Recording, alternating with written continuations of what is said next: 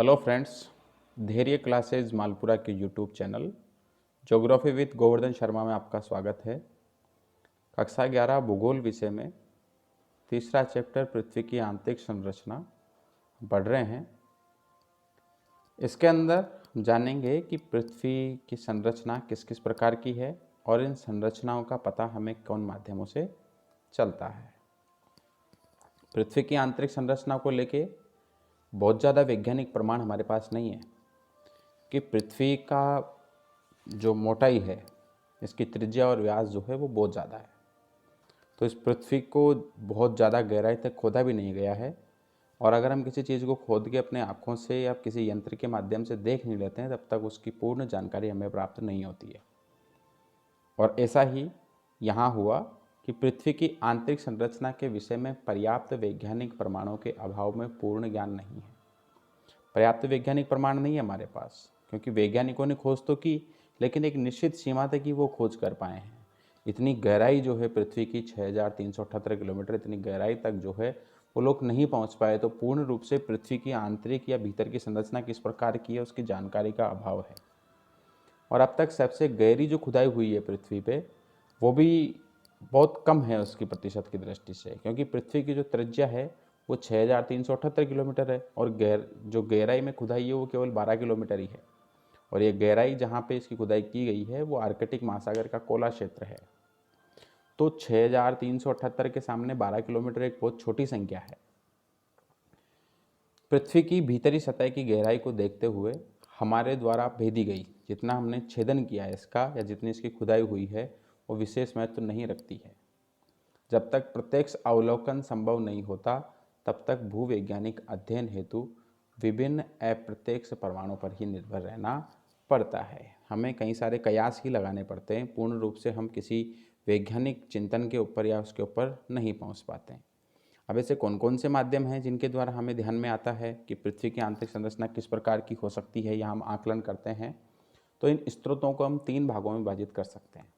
मोटे तौर पे 2 ही हैं, अप्राकृतिक और प्राकृतिक, लेकिन तीसरा भाग हम पृथ्वी की उत्पत्ति संबंधी स्रोतों को लेते हुए भी देख सकते हैं कि पृथ्वी की उत्पत्ति सूर्य से किस प्रकार से हुई है और वो कैसे शीतल हुई, उसके ऊपर कौन कौन सी संरचनाएं हैं। तो इस आधार पर भी जो है हम इसको देख सकते हैं। अप्राकृतिक जो स्रोत है उसके अंदर घनत्व आधारित स्रोत हैं, दाब आधारित स्रोत हैं और ताप आधारित स्रोत हैं। वहीं प्राकृतिक स्रोतों के अंदर ज्वालामुखी, उल्कापिंड और भूकंप तरंगे हैं। तीनों चीज़ें हमें प्रत्यक्ष रूप से दिखाई देती है, ज्वालामुखी भी, उल्कापिंड भी और भूकंप की तरंगे भी। ये भूकंप से जो प्रभाव होते हैं हमें समझ में आ जाता है। अब प्रत्यक्ष स्रोत जो हैं उनमें चट्टान है, भूपरपट्टी, तापमान, वायुदाब और ज्वालामुखी उद्गार हैं। चट्टानें विभिन्न प्रकार के चट्टानों के उद्भेदन, क्योंकि चट्टान का जो निर्माण हुआ है वो सबसे पहले जो प्राथमिक चट्टान होती है वो होती है आग्नेय चट्टान। और आग्नेय चट्टान का निर्माण पृथ्वी के अंदर ज्वालामुखी जब निकलता है और ज्वालामुखी उद्गार से बाहर जो मेग्मा बाहर आके जमा हो जाता है लावे के रूप में, तो उससे आग्नेय चट्टान बनती है। और फिर आग्नेय चट्टान में ही समय के साथ अवसादी और कायांतरित बनती है। तो उस आग्नेय चट्टान के अंदर या जो प्राथमिक चट्टान है उसकी प्रकृति के आधार पर हम पृथ्वी के गर्भ की जो रचना है उसका हम पता लगा सकते हैं कि किस प्रकार की होगी। भूपरपट्टी, भूमि के ऊपर का जो भाग है, ऊपर की जो सबसे ऊपर की सतह 35 किलोमीटर तक की, उसे भूपरपट्टी कहा जाता है। तो ये भूपरपट्टी जो है इसके आधार पर भी पृथ्वी की संरचना, क्योंकि भूपरपट्टी में दिखाई देती है, तो पृथ्वी की आंतरिक संरचना के बारे में हम थोड़ा सा पता लगा सकते हैं। उसी के अनुसार तापमान है, वायुदाब है और ज्वालामुखी उद्गार है। इन सब चीज़ों को जानने के लिए, पृथ्वी के भूगर्भ की विशेषताओं को जानने के लिए या पृथ्वी की आंतरिक संरचना का ज्ञान प्राप्त करने के लिए समुद्र में प्रवेधन परियोजना व समन्वित महासागरीय प्रवेधन परियोजना काम कर रही है। और इन प्रवेधनों के माध्यम से जो है, प्रवेधन का मतलब होता है ड्रिल, खुदाई की योजना, आर्कटिक महासागर में केवल 12 किलोमीटर तक जो कोला नामक क्षेत्र है वहाँ पे की गई है। यहाँ से एक महत्वपूर्ण प्रश्न बनता है। पहले वाली स्लाइड से महत्वपूर्ण प्रश्न जो था वो तो था पृथ्वी की त्रिज्या को लेके, तो 6378 किलोमीटर है। दूसरा प्रश्न यहाँ से बनता है कि कितनी गहराई तक खोदा गया, तो कोला नामक जो क्षेत्र है वहाँ पे 12 किलोमीटर तक खोदा गया है। और नेक्स्ट क्वेश्चन यहाँ से बनता है कि कौन सी 2 ऐसे जो परियोजनाएं हैं वो चलाई जा रही है। तो एक तो समुद्र में प्रवेधन परियोजना और समन्वित महासागरीय परिवेदन परियोजना। ये 2 परियोजनाएं हैं जो है पृथ्वी की आंतरिक संरचनाओं के बारे में जानकारी का कार्य कर रही है। नेक्स्ट है ज्वालामुखी उद्गार भी प्रत्यक्ष जानकारी का एक उदाहरण है जो प्रयोगशाला अन्वेषण के लिए उपलब्ध होता है। ज्वालामुखी के उद्गार से जो भी चीज़ें बाहर निकलती है वो प्रयोगशालाओं के अंदर खोज के लिए काम में होती है, परंतु ये अपर्याप्त है। हमें इससे पता नहीं चलता कि मैग्मा कितनी गहराई से आ रहा है, तो ये एक अपर्याप्त साधन है। हालांकि थोड़ा बहुत हम उससे पता लगा सकते हैं, लेकिन पूर्ण रूप से इससे पता नहीं लगता। इसके बाद आते हैं अप्रत्यक्ष स्रोत। अप्रत्यक्ष स्रोतों के अंदर पदार्थ के गुणधर्म, खनन, उल्काएं, गुरुत्वाकर्षण, चुंबकीय क्षेत्र व भूकंप जो हैं वो हमें नज़र आते हैं। इनके माध्यम से हम पता लगा सकते हैं कि कौन सी चीज़ क्या है। ज्वालामुखी का तो हमने पहले बारे में देख ही लिया। उल्कापिंड से प्राप्त साक्ष्य हमें क्या है कि उल्कापिंड से ठोस संरचनाएं हैं जो स्वतंत्र रूप से अंतरिक्ष में तैर रही होती है। कभी कभी पृथ्वी के गुरुत्वीय प्रभाव क्षेत्र में आने पर ये पिंड पृथ्वी से टकरा जाते हैं। वैसे तो ये स्वतंत्र होते हैं, लेकिन जो ही पृथ्वी के गुरुत्वीय प्रभाव क्षेत्र में आते हैं तो ये पृथ्वी से कहीं ना कहीं किसी न रूप में टकरा जाते हैं। पृथ्वी पर गिरने के दौरान अत्यधिक घर्षण की वजह से उल्कापिंड की बाहरी परत जो है वो नष्ट हो जाती है और आंतरिक भाग जो है वो अनावृत हो जाता है, हमें दिखाई देता है, या आंतरिक भाग जो है वो निकलकर हमारे सामने आ जाता है। उसके केंद्रीय भाग में पाए जाने वाले भारी पदार्थ में संगठन के आधार पर पृथ्वी की आंतरिक संरचना का अनुमान लगा सकते हैं। जो ही कोई उल्कापिंड निकल रहा है वो पृथ्वी के गुरुत्वाकर्षण क्षेत्र में आया और पृथ्वी से टकरा गया। टकराने के बाद वो टूटा, तो टूटने के बाद उसके ऊपर की जो सतह है तो वो तो टूट जाती है और उसकी आंतरिक संरचना जो है उससे हम पृथ्वी की आंतरिक संरचना का अनुमान लगा सकते हैं। नेक्स्ट है पृथ्वी के धरातल पर विभिन्न स्थानों पर गुरुत्वाकर्षण बल एक समान नहीं होता। पृथ्वी के अगर पूरे धरातल की बात देखें तो इसके विभिन्न स्थानों पे लगने वाला गुरुत्वाकर्षण बल है वो असमान होता है, समान नहीं होता है। ध्रुवों के ऊपर ये अधिक लगता है क्योंकि पृथ्वी जो है वो ध्रुवों से थोड़ी सी दबी हुई है और इसके जो भूमध्य रेखा या मध्य वाला जो भाग है वहाँ से थोड़ी सी फैली हुई है बाहर की ओर। भूमध्य रेखा पर कम होता है, इसका कारण है कि केंद्र से दूरी, क्योंकि अगर यहाँ से दबी हुई है तो वो केंद्र के थोड़ा ज़्यादा पास में होगा तो वहाँ पे गुरुत्वाकर्षण का प्रभाव ज़्यादा रहता है, और जो कुछ दूरी पे स्थित है तो वहाँ पे गुरुत्वाकर्षण का प्रभाव जो है कम रहता है। गुरुत्व विसंगति हमें भूपर्पट्टी के पदार्थ में द्रव्यमान के वितरण की जानकारी देती है। इसके उपरांत है भूकंप। साधारण शब्दों में भूकंप का अर्थ होता है पृथ्वी का कंपन। भू और कंपन, भू और कंप दो चीज़ों से बना है। भू का मतलब होता है पृथ्वी, कंप मतलब कंपन, पृथ्वी का हिलना किसी भी कारण से। मानव जनित भी हो सकते हैं और प्राकृतिक भी हो सकते हैं। तो किसी भी कारण से पृथ्वी का हिलना जो है वो क्या है, भूकंप है। ये एक प्राकृतिक घटना है जिसमें पृथ्वी के अंदर के पदार्थ के निकलने के कारण तरंग उत्पन्न होती है, लहरें उत्पन्न होती है जो सभी दिशाओं में फैलकर पृथ्वी को कंपित करती है। एक केंद्र से मान लीजिए भूकंप शुरू हुआ तो उससे चारों ओर सभी दिशाओं के अंदर समान रूप से कंपन शुरू होता है और पृथ्वी इसी वजह से क्या होती है, कंपती है, कंपती है। भूपर्पट्टी की सेलों, भूपर्पट्टी को हम क्रस्ट बोलते हैं। सेल का रोक होता ही है कि कुछ गहरे दरारें होती है जिन्हें भ्रंश कहा जाता है। भूपर्पट्टी के अंदर कुछ गहरी दरारें आ जाती है किसी भी रूप में, उसे भ्रंश कहते हैं। और भ्रंश से आपको ध्यान भी है, भारत की 2 प्रमुख नदियां नर्मदा और ताप्ती भ्रंश घाटियों के अंदर से ही प्रवाहित होती है। ऊर्जा भ्रंश के किनारे से ही निकलती है और जहाँ भ्रंश होती है तो भ्रंश होने से वहाँ उन क्षेत्रों के अंदर रगड़ होगी, किसी न किसी रूप में फिसलन होगी, और अगर हम अपने हाथ को भी मलते हैं तो एक ऊर्जा वहाँ से निकलती है। तो उसी प्रकार अगर 2 चट्टानें आपस में सरक रही है किसी भी रूप में तो वहाँ उनके बीच से निकलने से ऊर्जा वहाँ से निकलती है और भ्रंश के दोनों ओर सेलें विपरीत दिशाओं में गति करती है। अलग अलग दिशाओं में दोनों जो प्लेटें हैं वो गति करती है। इसमें 3 प्रकार की लहरें जो है वो निकलती है, पी तरंगे, एस तरंगे और तीसरी जो है जिसे धरातलीय तरंगे या एल तरंगे कहते हैं। यहाँ ऊपर के शेलखंड में दबाव डालते हैं, तो जहाँ ये पहले भ्रंश के दोनों ओर से सेलें विपरीत दिशा में गति करती है तो ये गति करने के बाद क्या होती है कि शेलखंड के दबाव डालती है, इससे आपस में घर्षण उन्हें बांधे रखता है।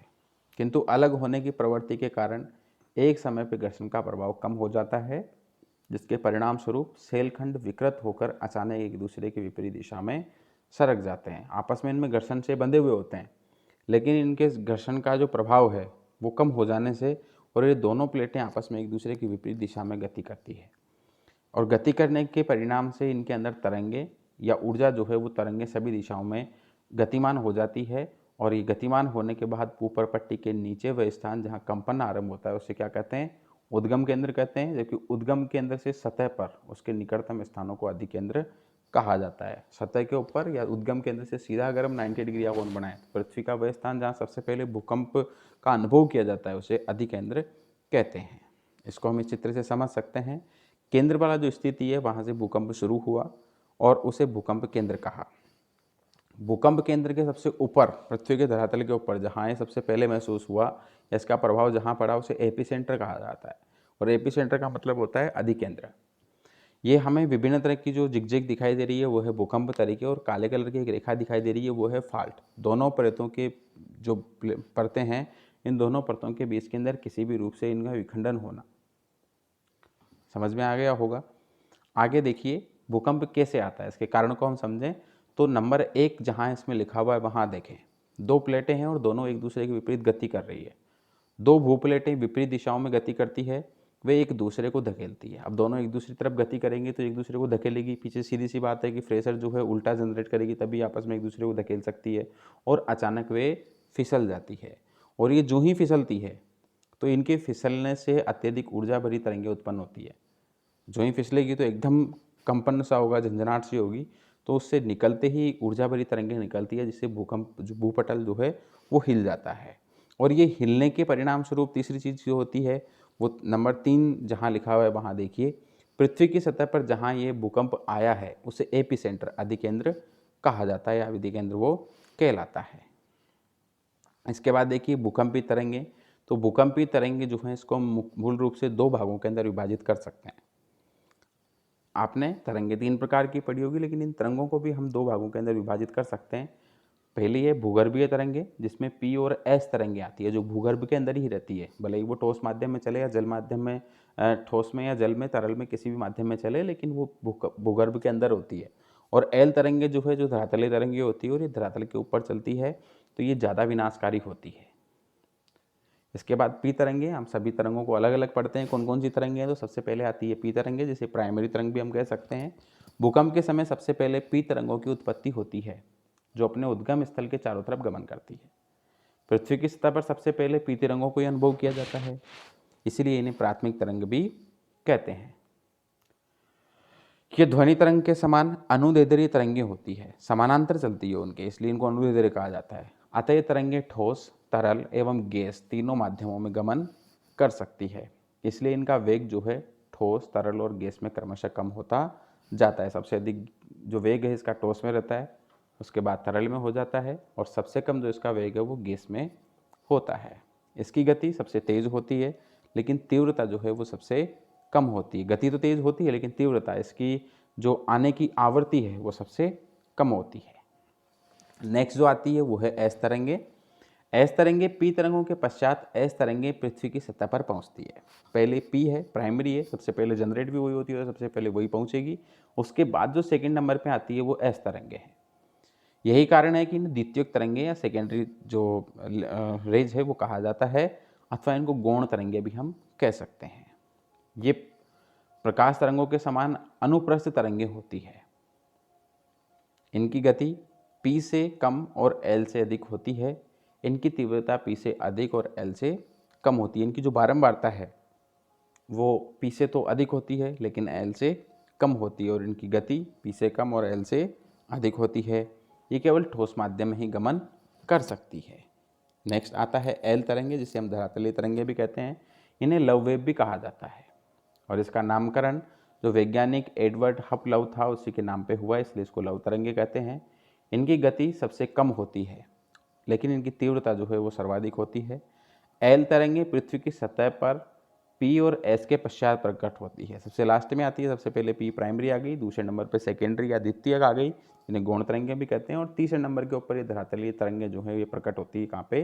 धरातल पे। इनकी तीव्रता पी और एस से अधिक होती है, और ये सर्वाधिक विनाशकारी होती है। इसकी तीव्रता जो है, बारंबारता जो है इसकी, वो सबसे तीव्र होती है। अनुदैर्ध्य तरंगे, इनमें कणों का कंपन या दोलन जो होता है, कंपन या दोलन जैसे आधे रिंग के रूप में, तो ये तरंग की दिशा में समानांतर होता है, जैसे ध्वनि तरंगे चलती है उसी रूप में, और अनुप्रस्थ तरंगे इनके कणों का कंपन जो है वो दोलन तरंग की दिशा के लंबवत होता है, खड़ा होता है, मतलब इसे प्रकाश तरंग कहते हैं। इन तीनों तरंगों के व्यवहार को हम इस प्रकार समझ सकते हैं। पी जो तरंगे हैं वो ग्रीन कलर से दिखाई हुई है, ये गति इनकी तेज होती है लेकिन इनकी तीव्रता सबसे कम होती है।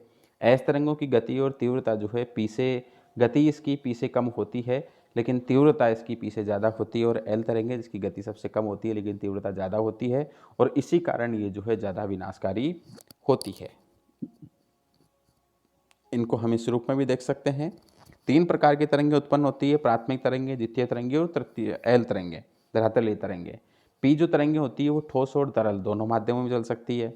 एस तरंगे जो है वो केवल ठोस माध्यम में ही चलती है, लेकिन धरातलीय जो तरंगे हैं ये केवल सतह पर पृथ्वी के अंदर प्रवेश नहीं करती। इसके बाद भूकंप का संचरण देखिए। भूकंपीय तरंगों का संचरण जो है भूकंप शास्त्र के अध्ययन के अनुसार भूकंप की उत्पत्ति पी, एस एवं एल तरंग के रूप में होती है। भूकंपीय तरंगों के संरक्षण में सबसे पहले पी, फिर एस और एल तरंगों का गमन होता है। भूकंपीय तरंगों की गति का पदार्थ के अध्ययन से सीधा संबंध होता है, अतः पृथ्वी की आंतरिक परतों का घनत्व सतह की अपेक्षा अधिक होने के कारण भूकंपीय तरंगों की गति में वृद्धि होती है। पृथ्वी की आंतरिक परतों में गुटेनबर्ग अशांतत्य 2900 किलोमीटर की गहराई तक पी और एस तरंगों की गति में वृद्धि होती है, लेकिन इसके बाद एस तरंगे जो है वो विलुप्त हो जाती है और जहाँ ये तरंगे विलुप्त हो जाती है, जहाँ ये पहुँच नहीं पाती, उसे छाया क्षेत्र कहा जाता है। छाया क्षेत्र को हम आगे विस्तार से पढ़ेंगे। पी तरंगों की गति में अचानक कमी आ जाती है क्योंकि बाह्य कोर का पदार्थ तरल अवस्था में है और तरंगें जो केवल ठोस माध्यम में ही चलती है। बाह्य कोर में पी तरंगों का परावर्तन और आवर्तन होता है। आंतरिक कोर में पहुंचते ही पी तरंगों की गति में पुनः वृद्धि होने लगती है, इसलिए अत्यधिक दबाव के कारण आंतरिक कोर का पदार्थ ठोस अवस्था में है। यहीं एल तरंगे केवल सतह पर ही गति होती है, इसलिए सबसे अधिक विनाशकारी होती है। पी तरंगे जो ठोस माध्यम में ही चलती है और तरल माध्यम में भी चलती है, लेकिन तरल माध्यम में इनकी गति कम हो जाती है। तो जो ही पृथ्वी के अंदर ये प्रवेश करती है तो बाह्य कोर के अंदर इनकी गति तेज होती है, यहाँ परावर्तन और आवर्तन होता है। लेकिन ये मध्य भाग के अंदर जाती है तो यहाँ पे तरल अवस्था में है तो मध्य भाग में जाती है, इनकी गति कम हो जाती है। लेकिन जो ही ये केंद्रीय स्थिति में पहुँचती है, आंतरिक कोर में पहुँचती है, तो वहाँ इनकी गति वापस से तेज हो जाती है क्योंकि वो जो भाग है वो किस अवस्था में है, ठोस अवस्था में है। नेक्स्ट आता है भूकंप तरंगों का छाया क्षेत्र। तो पृथ्वी का वह स्थान जहाँ भूकंप लेखी द्वारा भूकंपीय तरंगों के अभिलेखन नहीं पाए जाते हैं, मतलब जहाँ पे भूकंपीय तरंगों का प्रभाव नहीं होता है, उसे भूकंपीय तरंगे छाया क्षेत्र कहा जाता है। अर्थात इस क्षेत्र में भूकंपीय तरंगों का संचरण या इनकी जो गति है या इनका जो प्रभाव है वो नहीं होता। भूकंप के अधिकेंद्र से 105 डिग्री के भीतर सभी स्थानों पर पी और एस दोनों तरंगे गति करती है, जबकि 105 से लेकर 145 डिग्री के बीच दोनों तरंगों का अभाव होता है। इसलिए यह क्षेत्र जो है दोनों तरंगों के लिए, दोनों तरंगे कौन सी, पी और एस के लिए छाया क्षेत्र कहलाता है। इस चित्र में हम देख सकते हैं पी तरंगों का छाया क्षेत्र जो है, ये पी तरंगे 103 से 142, यहाँ 103 की जगह आप 105 पढ़िए और 142 की जगह आप इसको 145 पढ़िए। इन दोनों क्षेत्रों के अंदर जो है पी तरंगों का छाया क्षेत्र पाया जाता है। इसके बाद 145 डिग्री के बाद पी तरंगे पुनः प्रकट हो जाती है, जबकि एस तरंगे यहाँ भी लुप्त ही रहती है। इस प्रकार 105 से 145 के बीच पृथ्वी के चारों तरफ पी तरंगों के छाया क्षेत्र की एक पट्टी पाई जाती है, जिसे भूकंपीय तरंगों का छाया क्षेत्र कहते हैं। भूकंपीय छाया क्षेत्र बनने का प्रमुख कारण पी तथा एस तरंगों की प्रवृत्ति है, क्योंकि यह सिद्ध हो चुका है कि पृथ्वी का आंतरिक भाग तरल तथा ठोस अवस्था में है। अतः पी तरंगों की गति तरल भागों में धीमी होती है और एस तरंगे तरल भाग में लुप्त हो जाती है, क्योंकि हमने पढ़ा कि एस तरंगे जो है वो केवल ठोस माध्यम में ही चलती है। पी तरंगे जो है वो ठोस में तेज चलती है, तरल में कम हो जाती है और गैस में उससे भी कम हो जाती है। एस तरंगों का छाया क्षेत्र पी तरंगों के छाया क्षेत्र से अधिक है, और हम इसको समझ सकते हैं एस तरंगों का छाया क्षेत्र जो है वो 105 से लेके दूसरी ओर 105 तक पूरा जो है वो एस तरंगों का छाया क्षेत्र है, जबकि एल तरंगों का जो छाया क्षेत्र होता है, पी तरंगों का वो 105 से लेके 145 डिग्री के मध्य ही होता है। भूकंप के प्रकार को अगर हम देखें तो भूकंप के मूल रूप से 5 प्रकार हैं। उत्पत्ति के कारणों के आधार पर इसे कई रूपों में वर्गीकृत किया जा सकता है, लेकिन जो भूकंप है उसमें एक तो होता है विवर्तनिकी क्रिया के द्वारा उत्पन्न भूकंप, इसे सामान्य भूकंप या विवर्तनिकी भूकंप कहते हैं। इस तरह के भूकंप अधिक आते हैं। नेक्स्ट है ज्वालामुखी भूकंप। ज्वालामुखी क्रिया के द्वारा उत्पन्न भूकंप को ज्वालामुखी भूकंप कहते हैं। जब पृथ्वी के अंदर लावा या मैग्मा जो है उसका प्रभाव ज़्यादा हो जाए और भूपर पट्टी कमज़ोर हो और वहाँ से उसको तोड़ के वो बाहर निकले, तो जिस क्षण के लिए वो पृथ्वी की भूपर पट्टी टूटेगी और एकदम तेज गैस के साथ, राख के साथ गर्म लावा बाहर की ओर निकलेगा, तो उस पर्टिकुलर क्षेत्र में जहाँ तक उसका प्रभाव रहता है वहाँ कंपन आएगा, तो उसे भूकंप के रूप में हम जान सकते हैं। खनन क्षेत्रों में भूमिगत खानों की छतों के गिरने के कारण उत्पन्न खनन की कोलैप्स भूकंप कहते हैं। जैसे मान लीजिए किसी गुफा के अंदर जो है खनन जारी है और अचानक से वो गुफा जो है ढह जाए और उसके डहने से उसके बीच वाले खोखला भाग है, उसके ऊपर का ठोस भाग जो है नीचे गिरेगा, तो उसमें कंपन होगा, तो इससे भी भूकंप आते हैं। और इस प्रकार के भूकंप को जो है कोलैप्स भूकंप कहा जाता है। कुछ होते हैं विस्फोटक भूकंप। विस्फोटक किसी भी माध्यम से अणु परमाणु परीक्षण हम कर रहे हैं, जैसे अटल जी ने किया था पोखरण के अंदर, तो ऐसे होने के साथ उस पर्टिकुलर क्षेत्र के अंदर जो है वहाँ भी परमाणु के द्वारा या रासायनिक के द्वारा भूकंप आते हैं। और बड़े बांधों के टूटने से उत्पन्न भूकंप को बांधजनित भूकंप या कृत्रिम भूकंप कहते हैं। जैसा 1967 ईस्वी के अंदर जो है हमारे महाराष्ट्र में कोयना नामक स्थान पे हुआ, तो वहाँ पे कोयना बांध जो है उसके टूटने से वहाँ उस क्षेत्र में भूकंप आ गया था। भूकंप तीव्रता का मापन। भूकंपीय तरंगों का मापन जो है सिस्मोग्राफ नामक यंत्र से किया जाता है। यहाँ से प्रश्न पूछा जा सकता है कि भूकंप तरंगों का मापन जो है किसके द्वारा होता है, कौन सा यंत्र काम में आता है, तो सिस्मोग्राफ आता है। इसे भूकंप की तीव्रता को मापने के लिए रिएक्टर स्केल का प्रयोग किया जाता है। इसे रिएक्टर मैग्नीट्यूड टेस्ट स्केल भी कहते हैं। भूकंप की तीव्रता, गहनता व आघात मापने के लिए रिएक्टर स्केल के अलावा संशोधित मर्केली स्केल का प्रयोग भी किया जाता है। मर्केली स्केल का नामकरण इसके विकासकर्ता जिसने इसको बनाया था जी मर्केली के नाम पर ही किया गया है। इसमें भूकंप को उसकी तीव्रता के बजाय उससे हुए नुकसान अर्थात आघात के आधार पर मापते हैं। इस पैमाने का प्रयोग कम होता है क्योंकि इसे रिएक्टर की तुलना में कम वैज्ञानिक माना जाता है। यह अनुभव प्रधान स्केल है तथा इसका मापन 1 से 12 तक ही होता है। इसके बाद है भूकंप के प्रभाव। भूकंप के प्रभाव जो हैं इसको हम 2 रूपों में, विनाशकारी मतलब इसके नुकसानदायक कौन से और सकारात्मक प्रभाव या नकारात्मक प्रभाव कौन कौन से, हम दोनों को बांट के पढ़ सकते हैं। भूकंप को हमने विनाशकारी प्रभाव ही माना है और इसे अभिशाप मानते हैं, लेकिन भूकंप के कुछ लाभकारी प्रभाव भी हो सकते हैं। इसके पहले विनाशकारी प्रभाव कौन से हैं, तो इससे नगरों का नष्ट होना और जानमाल की क्षति होती है। भूकंप आता है तो कई सारी जानें चली जाती है, माल जो है बिल्डिंगें वगैरह गिरती है, तो उससे धन का भी नुकसान होता है। तो जान और माल दोनों का नुकसान भूकंप के आने से होता है और इससे बड़े के बड़े नगर जो हैं वो नष्ट हो जाते हैं। आधारभूत संरचनाओं जैसे पुल, रेल की पटरियाँ, भवन आदि को क्षति होती है। पुल जो हैं बनाए हुए हैं हमने, रोड के लिए हो सकता है, रेल परिवहन के लिए हो सकता है, नदी को बांध के यातायात के लिए हो सकता है, तो वहाँ से ऐसे जो पुल होते हैं वो भूकंप के आने से टूट जाते हैं। रेल की पटरियाँ आपस में टूट जाती है, ऊपर वलय हो जाते हैं उसके अंदर, और भवन गिरने से बड़ी क्षति होती है। भूकंप के कारण भूसंकलन होता है, मृदा जो है या पर्वतों के अंदर से मृदा सड़क के नीचे आ जाती है, बाढ़ आने लगते हैं, बांध वगैरह टूट जाते हैं, या फिर महासागर के अंदर आता है तो वहाँ सुनामी आती है, आग लग जाती है। वनों के अंदर घर्षण के कारण कई सारी जो आग है वो लग जाती है, या फिर जो अणु परमाणु भट्टियाँ हमारी काम कर रही है तो उसमें विस्फोट होता है तो उससे भी आग लग जाती है। ऐसी कई सारी आकस्मिक दुर्घटनाएं जो वो अचानक जन्म लेती है। कई बार समुद्री भाग में भूकंप आ जाने से सुनामी जैसी आपदा पैदा हो जाती है, जिससे तटीय क्षेत्रों में बड़े पैमाने के ऊपर तबाही होती है। जैसा 2004 के अंदर हिंद महासागर में सुनामी लहरें आई, भूकंप फटा जिससे, और हमारा अंडमान निकोबार द्वीप समूह जो है उसका ग्रेट निकोबार का जो हमारा अंतिम बिंदु है इंडिया इंदिरा कोल, वो जलमग्न हो गया। तो इसके लाभकारी प्रभाव क्या है भूकंप के, उसको देखिए। भूकंप से गर्तों का निर्माण होता है, बड़े बड़े गर्त खड्डे जो हैं वो बन जाते हैं और उसके अंदर जब जल का एकत्रीकरण हो जाता है तो वो झील का रूप ले लेता है, तो ये लाभदायक है, निर्माणकारी कार्य है इसका। सागर के तटीय भागों में भूकंपीय क्रियाओं के कारण निर्मित खाड़ियाँ जो है वो प्राकृतिक बंदरगाहों में बदल जाती है।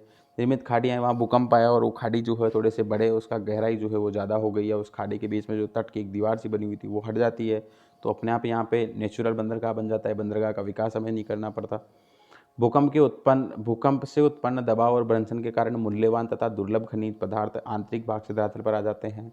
कई सारे धातु जो हैं पृथ्वी के गर्भ में हैं, भूकंप आता है तो उलटफेर के अंदर नीचे के जो कई सारे धातु हैं या खनिज पदार्थ है वो निकल के ऊपर की ओर आ जाते हैं, तो ये इनका हमें जानकारी प्राप्त होती है, उनका उपयोग किया जा सकता है। ज्वालामुखी भूकंप से नए धरातलीय क्रस्ट का निर्माण होता है।